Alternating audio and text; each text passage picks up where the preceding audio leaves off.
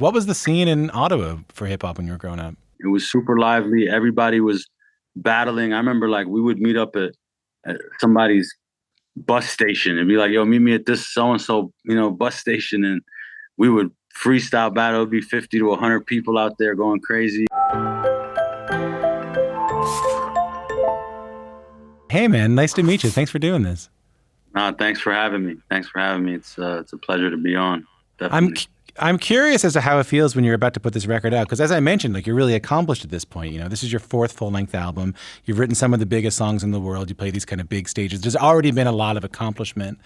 Are there still nerves now? Like how does putting out a record now compare to putting how you felt putting out a record at the beginning? I think this album is special because I got some of those feelings back with this album. It's like it's been a while since I put out an album, so with this, it felt like I got that like the butterflies, the nostalgia, the feeling that I wanted to play certain songs 1,000 times, like fall asleep playing them on repeat type thing. So I haven't had that feeling in a long time, and I think this album definitely gave me that. Why does this album have that? Like what brought that feeling back? It's hard to say. A lot of times you go through the ups and downs of life, and then like the music kind of reflects that. And I think with hip hop, having a chip on your shoulder sometimes when you want to make like a rap centric project like this. And I think I just woke up with a chip on my shoulder and was like, I want to make like a real rap project, some real hip hop body of work. And that's how I approached it from the beginning. And I think just working within those parameters has helped me make something that, like I said, I haven't felt like the feeling of making something like that since I was young. You felt like you had something to prove? I always feel like I got something to prove. I mean, that's rap.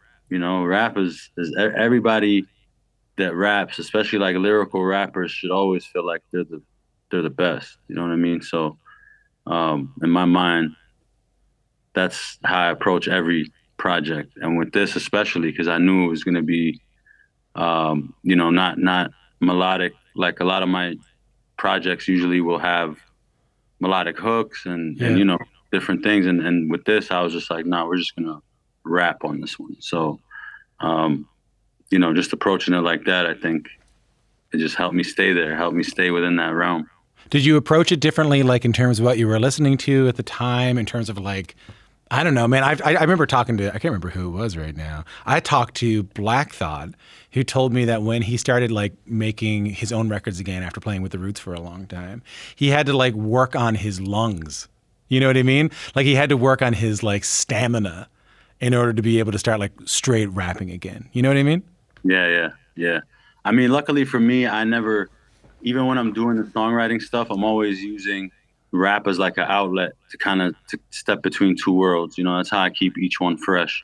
So luckily for me, I'm always, laying verses down or songs down or like at least trying to keep the sword sharp. So I never really experienced that in terms of that.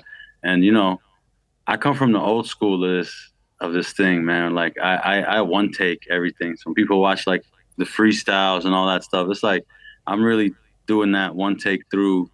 They're not like slicing and editing nothing. Like that's really me rapping. God knows how many 64 bars or whatever it is, but just literally straight. So I come from that. I come from the breath control. Trying to like if you can't rap a verse straight in the studio, how are you gonna do it live? So That's so interesting to me because I see you as someone who's like representative of like what new music is. Like I don't mean to butter your bread here, but like I don't know. We're going to talk about this later. That a song you co-wrote is the most streamed song ever, like in the history of recorded music. I see you as someone so modern to me. Why is it important that you're kind of old school when it comes to like one take? You got to knock this down. I think there's nothing wrong with doing it either way. But I'm just saying for me, it's important for me to be able to perform the verse one time through because I put a lot on the performance too. So if I can't perform the verse live for people and I got to put like, backtracks and all that type of thing, like I don't want to do that. I want to actually perform it the same way I did it in the booth. I want to be able to step on a stage and do it the same way. That's not the easy way to do it.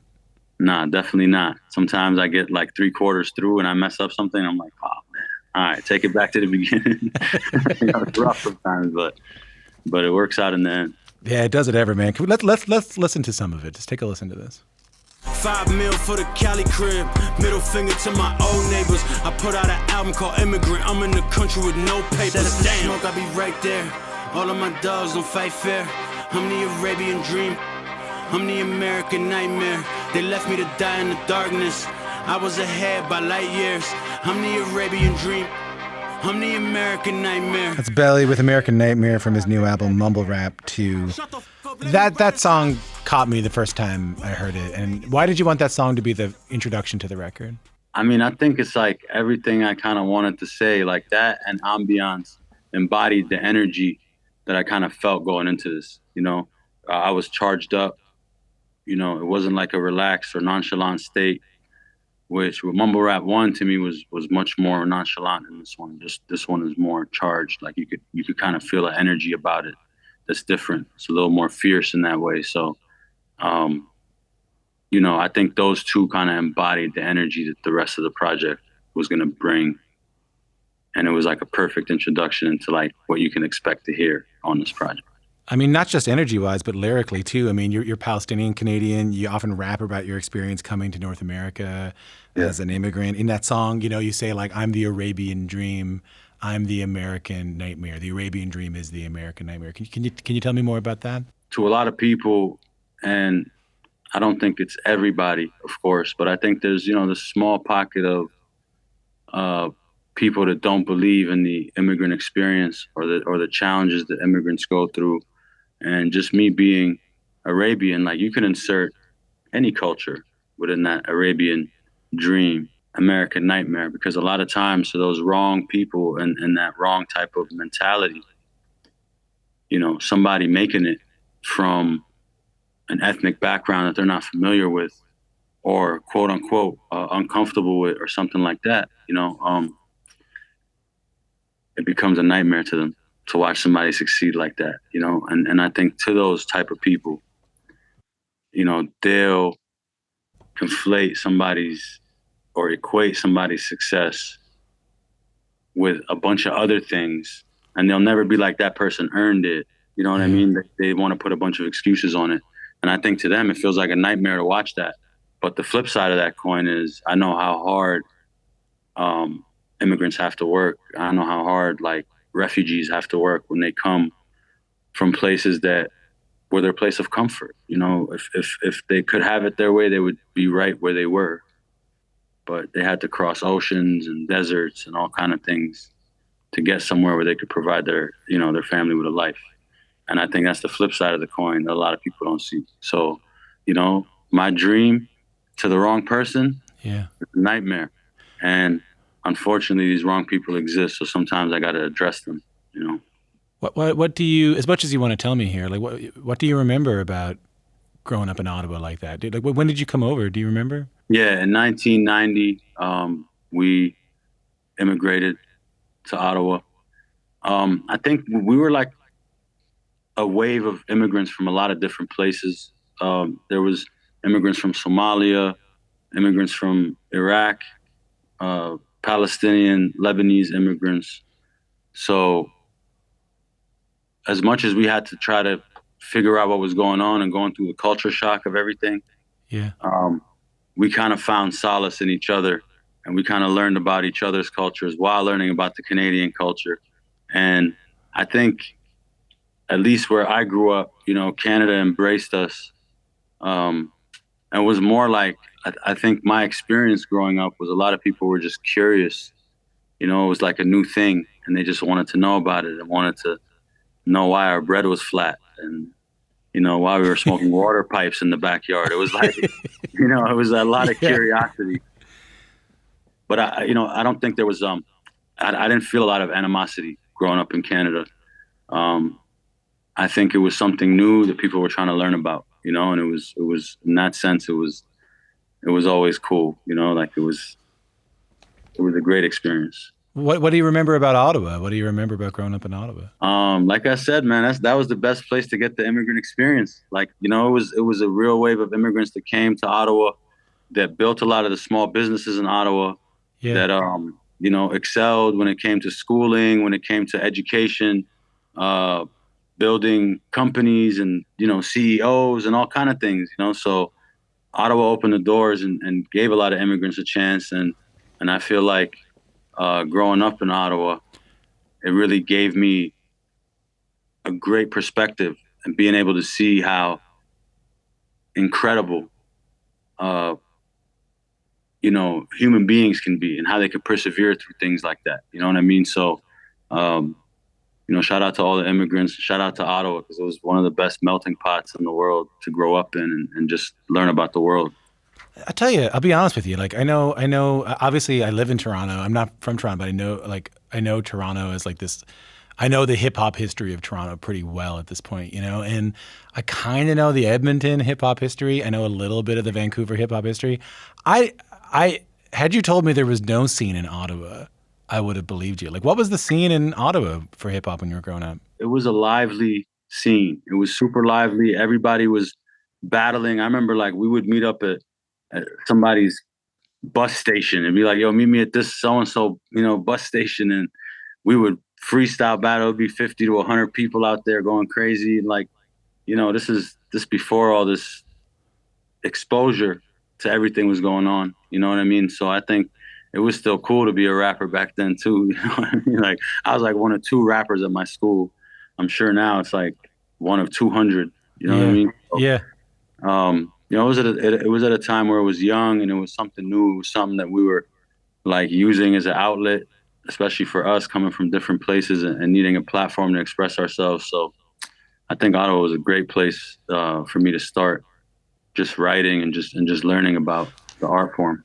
It feels like what you're saying is like there was hip hop, there was like an audience for it, there was people who were doing it, small as it was. There wasn't like stages, there wasn't like gigs, there wasn't like shows. It was like more organic. It was more on the street. Yeah, absolutely. I think the culture kind of took over the way it should, from the streets up to the offices. I think that's how it worked, and I remember the freestyle battle thing got big. Like I was pulling up to battles when I was 14 and 15 and, doing pretty big stages and, performing against people and stuff like that. So, like I said, the scene was lively. I just don't think there was like the exposure for it. And Canadian radio at that time wasn't really ready to play hip hop. And I don't think the advertisers were down with that at all. You know what I mean? So it was like a whole mix of things going on. And it was hard to get the exposure we wanted, but on a street level, it was popping. Like from back then, it was really going on. Yeah, I mean, it's worth acknowledging that Canadian radio and the industry wasn't supporting what ended up becoming the biggest music to ever and that will ever come out of Canada in the history of Canada. Really, Yeah, for real. Yeah. How did you get into hip hop in the first place? I say my prerequisite was definitely poetry. Like I always, when I started learning English, I loved like the flexibility of it and how I could, the way the words rhymed with each other, where it didn't have to be like a rhyme per the definition of a rhyme, but just the iteration of the word could sound like another word. And I started learning all this stuff and writing just simple poetry. And I think that was like my prerequisite. My older brother brought home Doggy Style by Snoop Dogg. Yeah. And then a couple years later, or a year later, Ready to Die by B.I.G. dropped. And I saw Juicy, the Juicy video on TV. I'm Much Music. I remember that. My life changed at that point. So I think that's when I caught the bug. And it's never, for me, I've never, since those days of writing and really trying to sound like Big and trying to emulate, Biggie, I've never really stopped writing or like making hip hop since then. And putting in the hours too. Let's listen to some music here now. This is another track from Mumble Rap 2. This is Real Lapse. I guess we'll see in the end. Although I love it, I'ma leave it again. I don't trust it, I'm like, f a dog, why even pretend? Being honest, I promise you'll never see me again. The end. Lying to myself, avoiding real facts. I've been on this track, running real laps. I know you feel that. I know you feel that. Anxiety kicking in, I can't relax. It's Real Lapse from Belly from his new album Mumble Rap 2. This song stuck out to me. Can you tell me a little bit about this song? Closure. Like for this project, this was this was the closure. This was like the moment I felt like I could, not be so serious in terms of like the mood, the energy of it, and just kind of be free to be vulnerable and just be honest and tell my truths, So,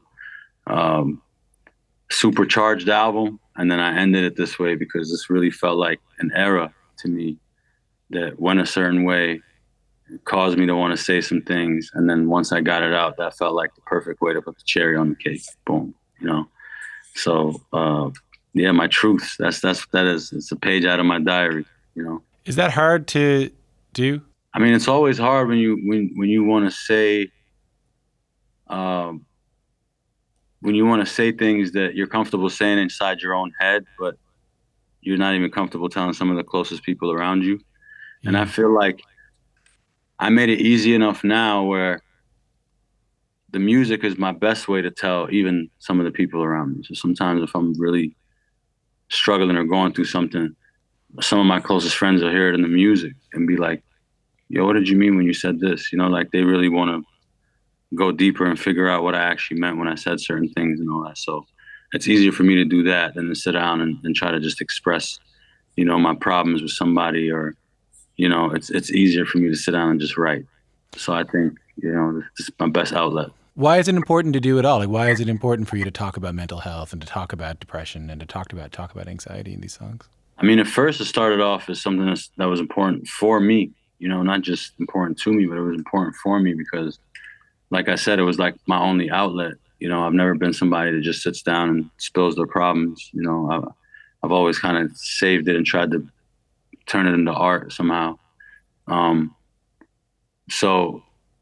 So I think that it was always a struggle for me to do that, and I think just using the words now in terms of being able to just turn pain into something that I could write about, turn joy into something that I could write about, turn that into a concept, let that live on its own. It almost provides like the closure for everything for me in that situation, because it's like, okay, that has a life of its own. It's doing its own thing.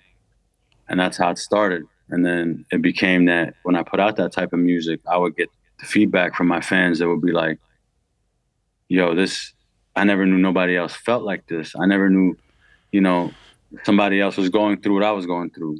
Yeah. And it made it that much more powerful for me. And it made it that much more meaningful for me to actually always be honest with myself and my music and say the things that might feel embarrassing at that time. But once they're out there, they have power, and they have the power to change and save lives, myself included, my life included, I saw a tweet from you that I wondered about with this stuff. You said something like, I love you all with all my heart, sincerely, but this industry has taken its toll on me, and that Mumble Rap 2 might be your last record. Is that true? I think I got a little bit more to say, so I don't think it'll be the last one. I think probably one of the last couple albums I do though. Why? At least like on a consistent level, just because there's so much.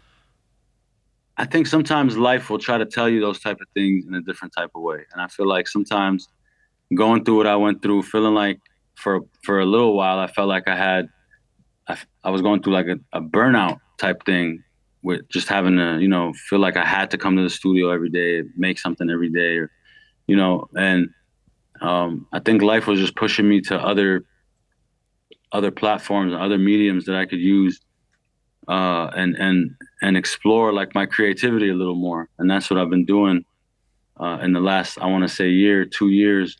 I've been writing TV show concepts and movie concepts and scripted podcasts and doing startups and all kind of things that I feel like the studio might have taken me away from for a long time.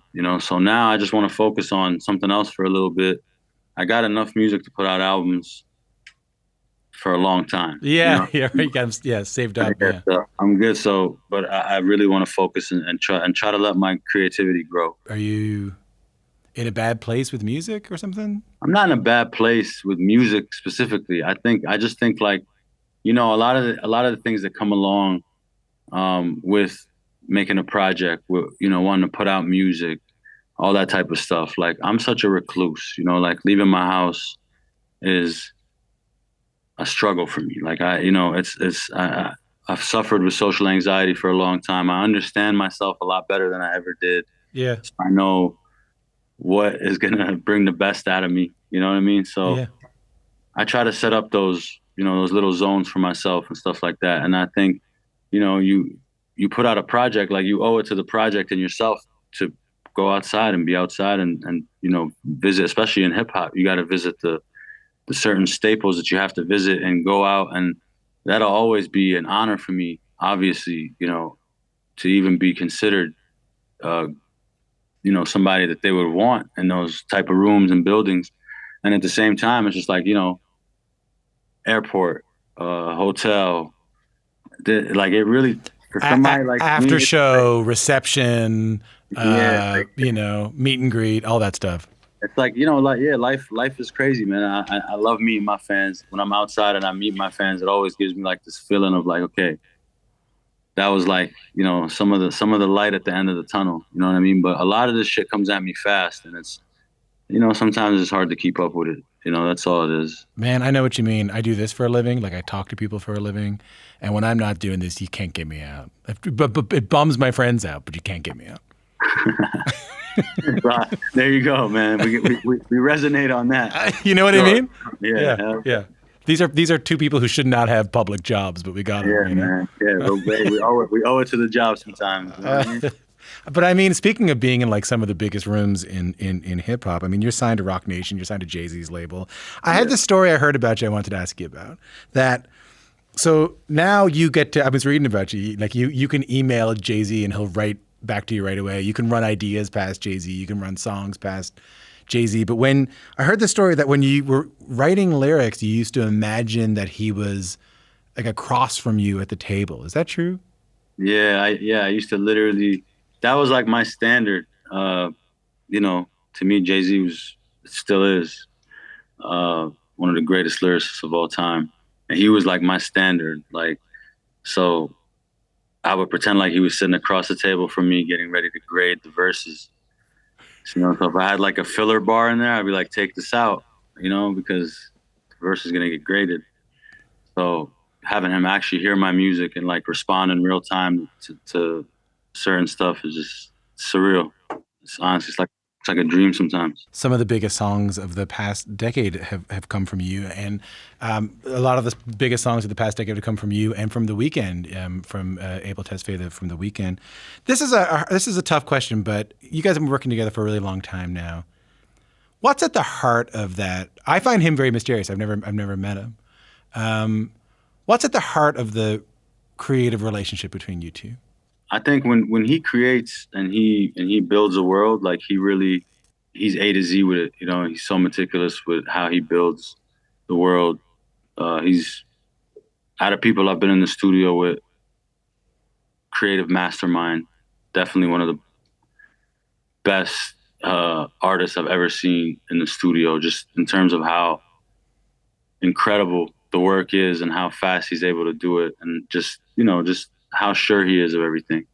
So I think, with me and him, it's just him recognizing something that he liked in my style or my writing style, and being like, okay, this is where this fits into everything. And, just me and him taking the time, the one-on-one time, to really understand what the world is, as me understand what the world is, and really just try to dive in and do what I can, the best that I can. Like he sets up this creative world that he's building, and he says, like, I trust your vision, I trust your words, I trust your lyrics. Fill out these blanks for me. Well, yeah, I mean, look, he's, like I said, he's definitely the creator of that world and everything, and the vision that's going to be in that world. I just try to complement.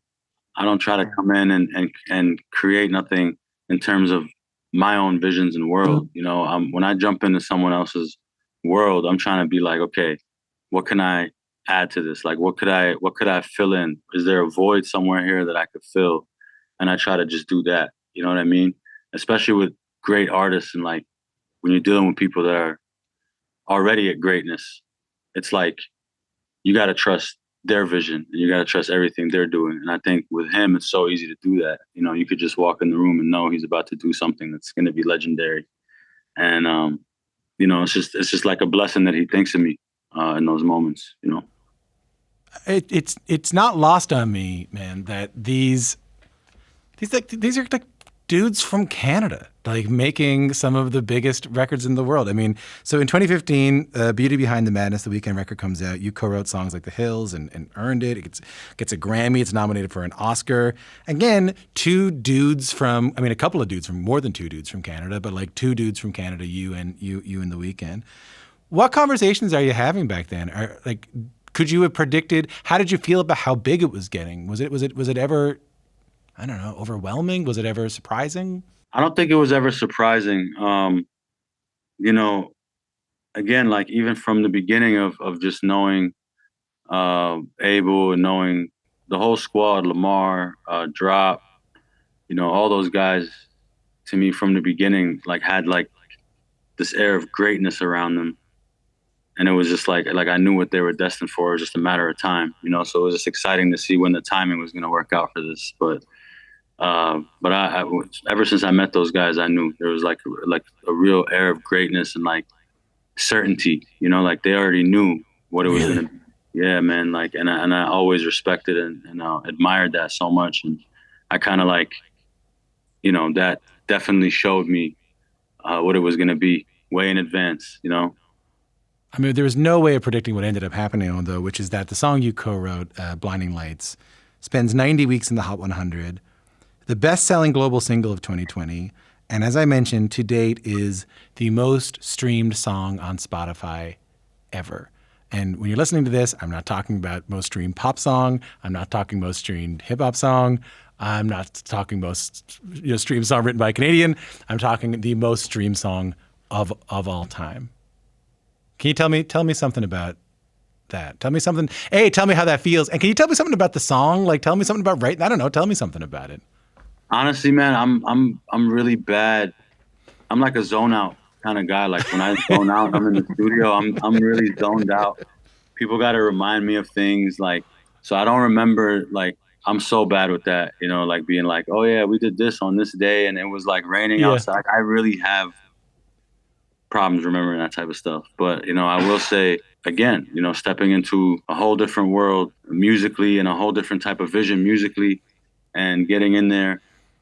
Max Martin, of course, one of the greatest producers of all time. Yeah, I got to talk to him a couple of months ago. He's amazing, eh? Yeah, he's incredible, man. He's such an amazing person and, you know, an incredible producer, big legend. And, you know, just being in that space and being in that, you know, being surrounded by that aura, I think there was just something special going on, and, you know, something special happened that night, you know. But, you know, I give the credit to Max Martin, of course, to Abel. And, you know, like I said, man, I'm just blessed to be thought of sometimes. Did you know immediately when you heard it that it was going to get that big? I never know. That's why I'm not an A&R. Like, I'll be in love with certain songs that I made, and it's like, it does triple aluminum, you know, like and then like there'll be other songs that I hate that end up doing so well. Not hate, but you know what I mean. Like I would list them probably at the bottom of my own list, and then they end up doing well. So I just stopped picking. I was just, you know, I like to try to give everything the life that it deserves and just see, you know. Well, let me close off this way. You've had this incredible career. You're one of the most accomplished Canadian songwriters and musicians and rappers of all time. You've written songs not just for yourself, but like for others as well. You've been really vocal about mental health. You've won all kinds of awards. You just put out your 4th studio album. At this stage, I think we're finally able to maybe look back a little bit. Look back on the journey that it's been. As you do that, can you tell me maybe what you're most proud of through this whole thing? I'm definitely most proud of just being able to do everything that I love to do every single day when I wake up, and I'm still surrounded by people that I've been surrounded by for at least a decade. So, you know, that to me is the biggest blessing. Just being able to be around people I actually like, doing something I actually love.